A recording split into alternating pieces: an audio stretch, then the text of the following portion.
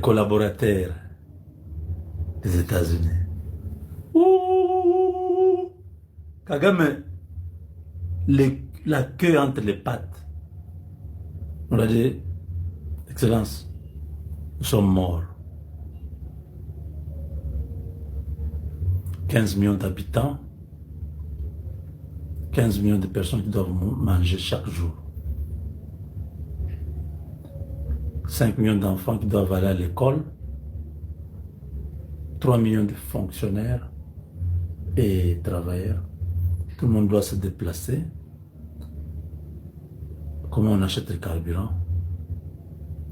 Dans 2 semaines, le stock, d'après les gestionnaires de stock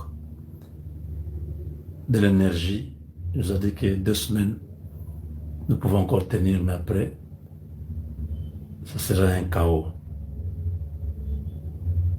Au niveau de tous les bateaux qui ont accosté à Mombasa, nous pouvons tenir pendant 1 mois. Les riz, le sucre, l'huile.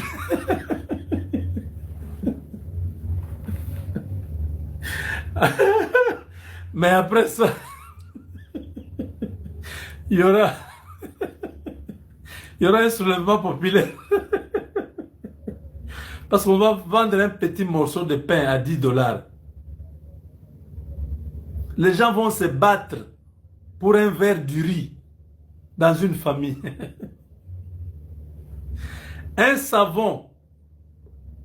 Un quartier peut se laver avec un savon.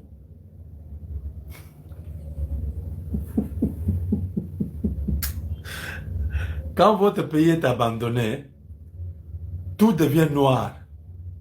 Il ne faut pas chercher des problèmes. Les Rwandais, vous avez encore le temps de vous lever et mettre ces régimes-là hors d'état de nuire. Sinon, vous êtes morts. Qui ne vous trompe pas avec ceux qui continuent à montrer là, Kagame s'affiche dans les stades, à côté des grands. À côté des grands, lui est grand. Là où il y a les grands, on ne les voit plus.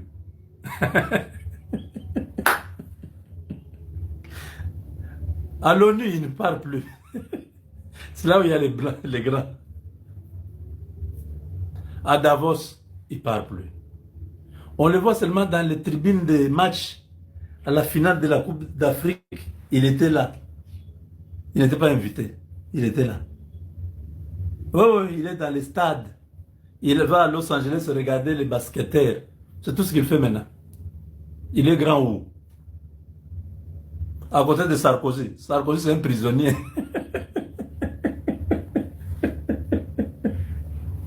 Il est allé à côté du prisonnier, au stade à Paris.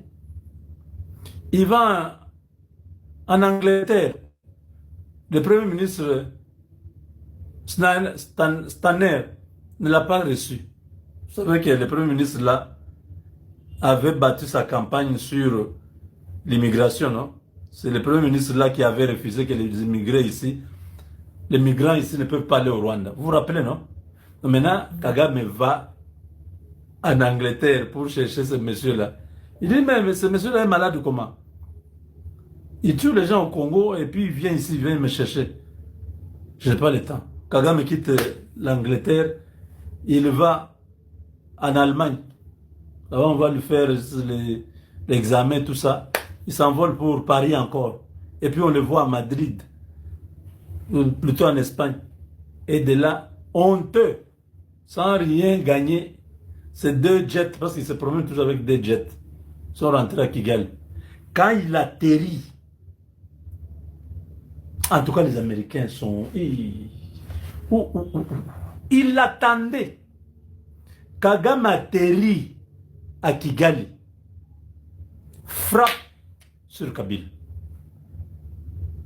Il était en l'air, il n'y avait pas cette sanction-là. Ils ont attendu. Quand les gars ont fini sa tournée européenne, il atterrit. La sanction atterrit aussi.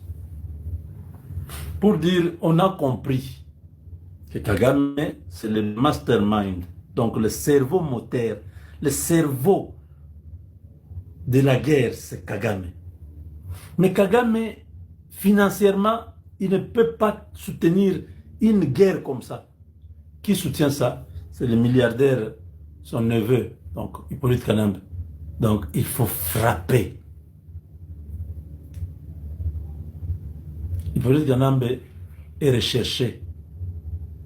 Maintenant, il ne peut plus toucher à tout ce qui est américain. Je viens de l'expliquer. Non seulement ça, le ministre de la Justice demande